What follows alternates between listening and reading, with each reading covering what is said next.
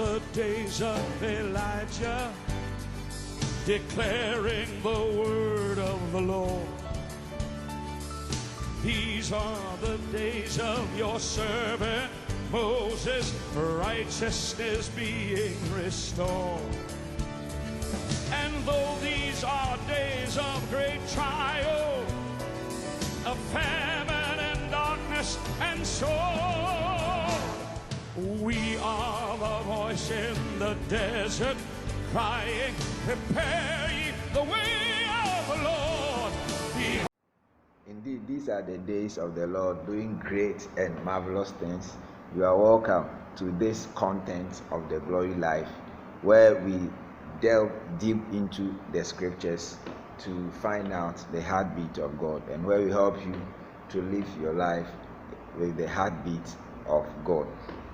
Today we are going to look at what is death to self, and we'll be looking at three major points under what death to self is really all about.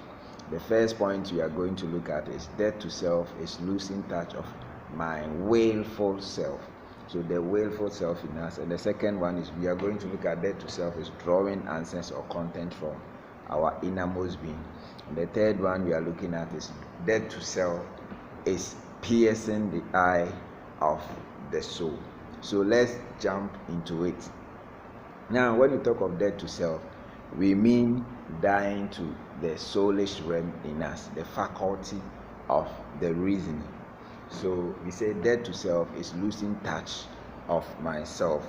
And in real situation, whenever you are confronted with anything in life, you say to yourself, I cannot do anything or touch anything of my own accord.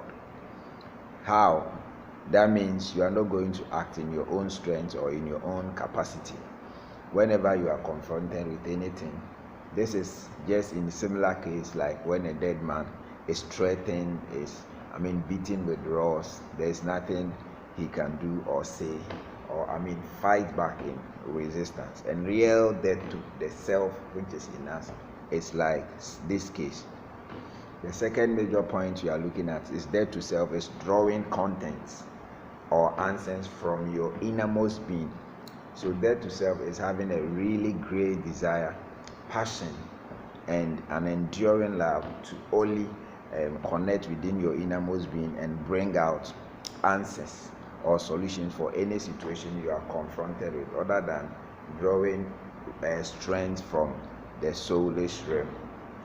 And the moment you begin to draw answers through your innermost being or your spirit, where we say it is your heart, then you lose touch of the self, the reasoning of your soul. And this makes you very, very desperate, like you are dead. In other words, you don't have anything to draw with, you don't have nothing to connect. So you end up becoming living, yet there's nothing to draw your power or your willful strength from. And it's in real case, it makes you really desperate. You don't know what you do. But the Lord has an answer, in which when you begin to die, then you begin to draw content from the strength of the Lord. In a typical case is where we say, trust in the Lord with all your heart and lean not unto your own understanding. And that means you must let go of your own understanding, and your understanding must come from the wisdom of God. And in drawing answers from the wisdom of God through the Holy Spirit, it will cause you to lose touch of the self. So that's why we say drawing answers or content from your innermost being. The third major point we are looking at is death to self is piercing the eye of the soul. There is another eye in us, the eye of our soul, which most evil practitioners refer to it as the third eye. The mystery of death actually is surrounded in this eye, and the opening of it is what death actually is all about. Our father Adam, age of life. In Genesis chapter 2 verse 16 to 17, Adam was commanded, but of the tree of knowledge of good and evil thou shalt not eat of it, for the day that thou shalt eat of it thou shalt surely die. But what happened? In Genesis 3:16, we see that the woman was tempted by the devil to eat of it. So in Genesis 3, it says, and when the woman saw that the tree was good for food, and it was pleasant to the eyes, and a tree to be desired to make one wise, she took of the fruit thereof and did eat, and gave also unto her husband, and he did eat.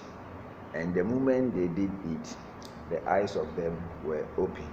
And when the eyes of them were opened, they knew that they were naked, and they began to sew fig leaves for themselves and clothe themselves. And the eyes of them were both open. They were having eyes already, but we see another eye opened, and they came to themselves, really doing things for themselves. Yeah. So but this self, I can do it, or I don't need anybody, actually is a path to death. When you eat of this tree and your eyes are opened, and you know good and evil and self, and become aware and self-reliant, you shall surely die. And this is something we don't know. So actually, for this eye in us is already opened, and what we must do is we must really learn to close it, or and it's very difficult without the help of God. So in real case, we say death to self is crushing, piercing and crushing the eye of the soul, which leads to death, and it's linked up with the serpent, which is the devil. And the eye, which must be open in us, is also linked up to the Lord, supplied to us by the Holy Spirit. So in a nutshell, we take all this from Proverbs chapter 3, verse 5, 6, and 7, which says, trust in the Lord with all your heart, and lean not unto your own understanding. And the verse says, in all your ways acknowledge him, and he shall direct your steps. Be not wise in your own eyes. Fear the Lord, and depart from evil. By the moment we begin to put on these things, trusting the Lord with our heart, not leaning onto our understanding, then we lose touch of self. And actually, it is slaying us and killing us. But in the end, there is life afterwards. Thank you so much for watching. And if you enjoyed this video, make sure to give it a thumbs up. It really helps this channel. I make videos concerning how to live in the glory life and be a blessing unto me. So stay tuned and stay tuned. More videos. Say it from your heart. You know what I'm talking about. Let it ring. Here. There's no God like Jehovah. There's no God like Jehovah. There's no God like Jehovah. There's no God like Jehovah. There's no God like Jehovah.